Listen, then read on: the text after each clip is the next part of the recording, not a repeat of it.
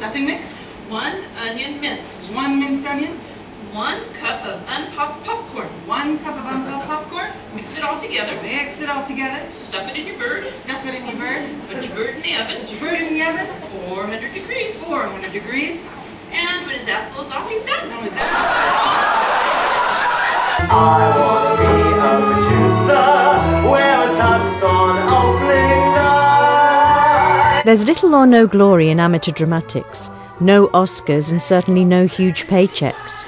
There is, however, something addictive about creating live theatre that keeps people coming back show after show to wear their second hat, to get involved, to make new friends and unwind from the stresses of their day job. Nowhere is this more in evidence than at the oldest community theatre in the Middle East, Kuwait Little Theater, or, as it's affectionately known by its members, the KLT. Hello, KLT box office. At the KLT, theatre is not just about the actors and actresses that audiences see gracing the stage on performance nights. It is about a community of volunteers that keeps the venue up and running in all departments. Sets need to be designed, built and painted. Costumes need to be made, bookings need to be taken, and tickets need to be torn on performance nights. For members of the KLT, the difference between amateur and professional theatre is not about performance quality, simply that they are happy to dedicate many hours of time for free as they play their part in the running of the busy little theatre. It is a passion for live theatre that binds these volunteers together.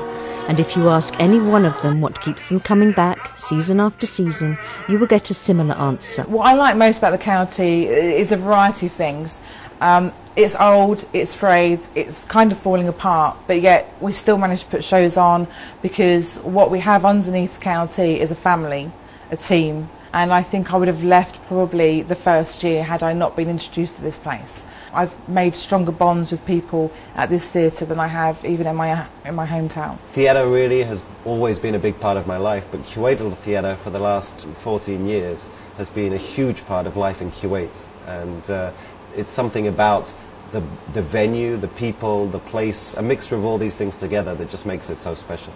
It's a love of mine. I've been in the theatre since I was 3 years of age, so coming to Kuwait and finding the Kuwait Little Theatre was really a godsend. KLT, it's like coming into a family. I've made lifelong friends here that, you know, keep me in Kuwait.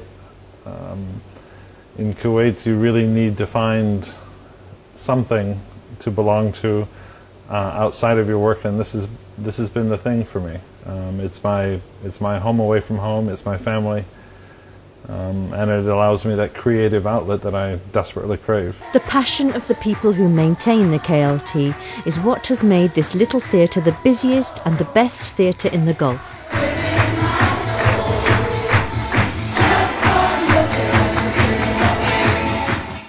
It all began in 1948, when George Price left England for Kuwait to start a new job with the Kuwait Oil Company.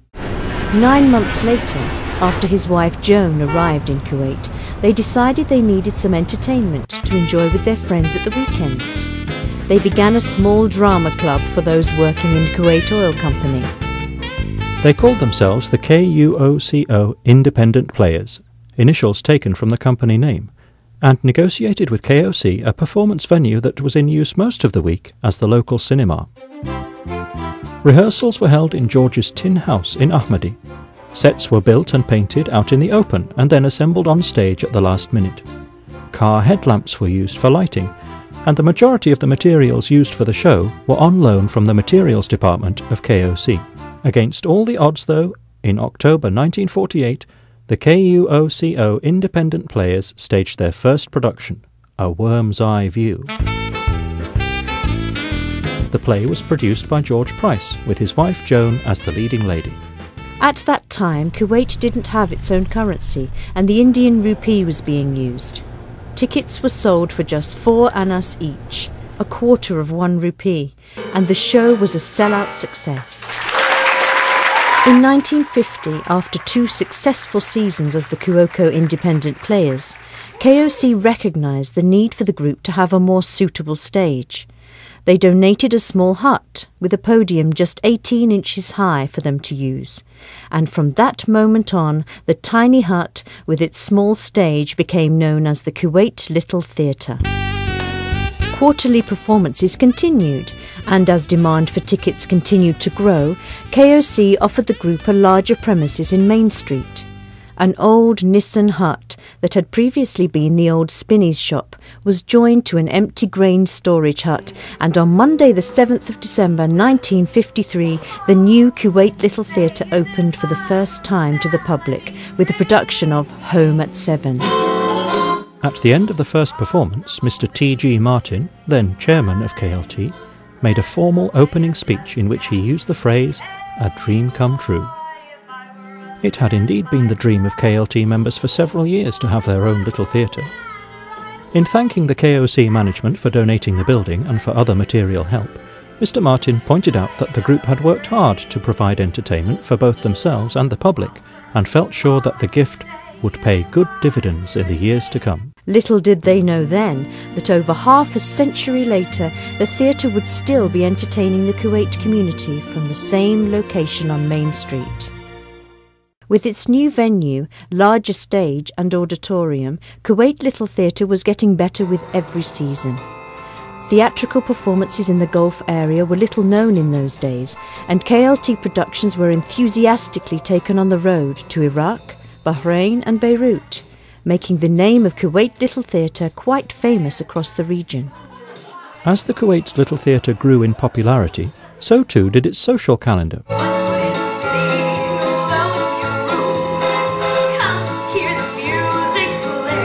In addition to the scheduled seasons of plays, members and their families began to gather in the summer evenings to enjoy fun and games, quiz nights, parlour games and sketches in the KLT garden. The KLT community was growing, and the theatre was becoming firmly established at the heart of the local community. In December 1954, KLT's Christmas pantomime Cinderella was a highlight of the seasonal festivities in Ahmadi. By the time the first rave reviews of the show were printed in the KLT's Chronicle, almost 800 people had already seen the play. One critic wrote, "The production of Cinderella was notable for a number of things. A fine display of dancing by children, beautiful costumes, good acting, plenty of laughs, and the introduction of what we most earnestly hope will be a permanent feature, the KLT Orchestra. What a difference it made to the whole show." The following season, KLT began to break all its own box office records when the farce, As Long as They're Happy, sold out just 2.5 hours after tickets went on sale. The Kuwait community, Ahmadi families and KOC personnel and management alike were proud of their little theatre and always made a point of taking out-of-state visitors to the theatre if a performance was running. KLT touring productions continued to flourish with the support of Kuwait Oil Company, and following the success of As Long as They're Happy in Kuwait, the theatre was invited to perform for the benefit of Women's Auxiliary of the American University Hospital of Beirut.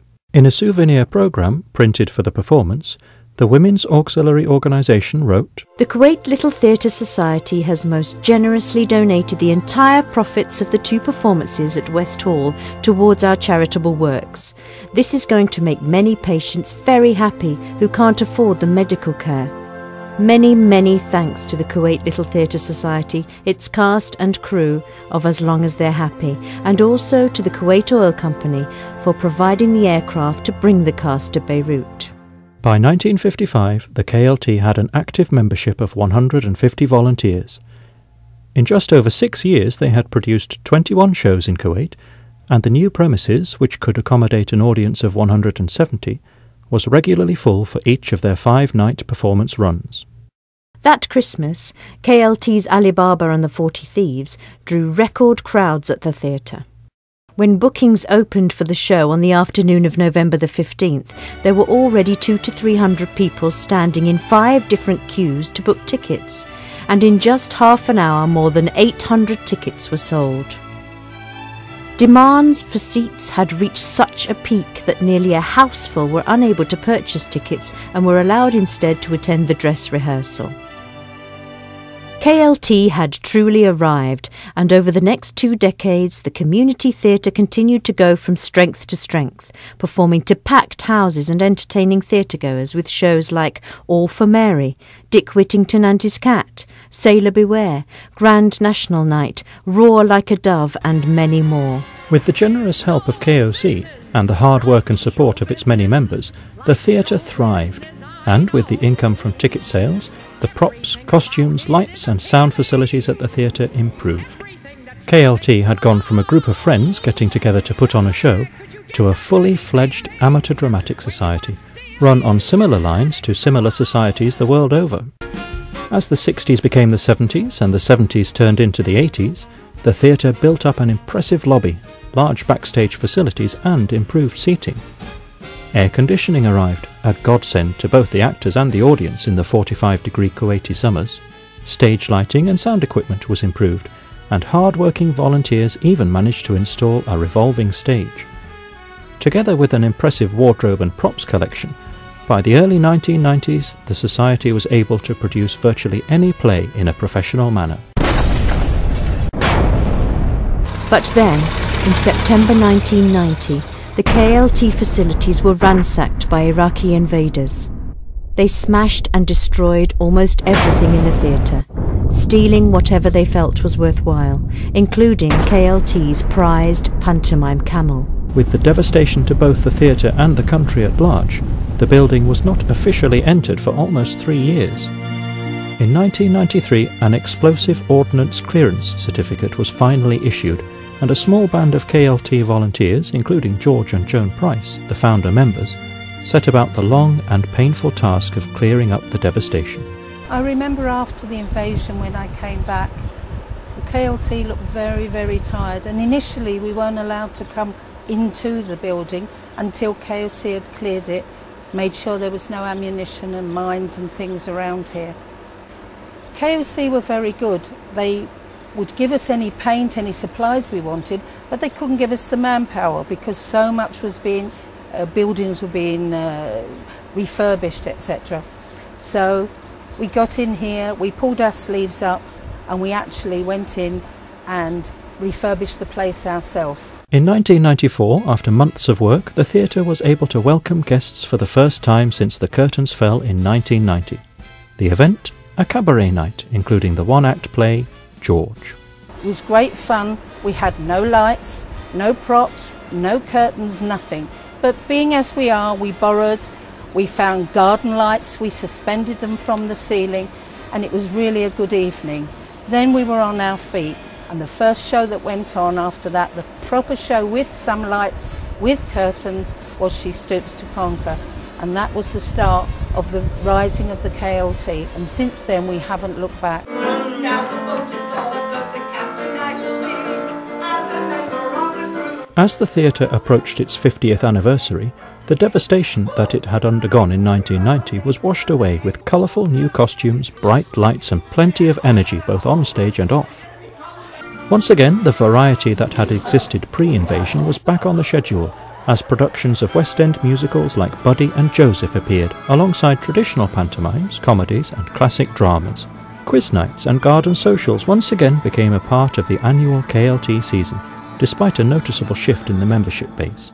Kuwait Little Theater is one of the oldest of the KOC community clubs and societies.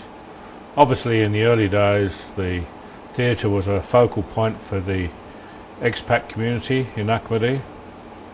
Today expat numbers are less, but the Kuwait Oil Company still sees it as a good vehicle for providing pleasure and entertainment back to the community.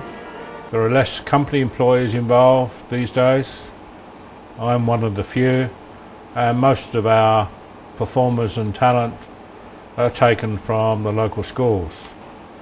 However, we've established a reputation for quality productions here in Kuwait, and everything we do stage is well attended and eagerly looked forward to.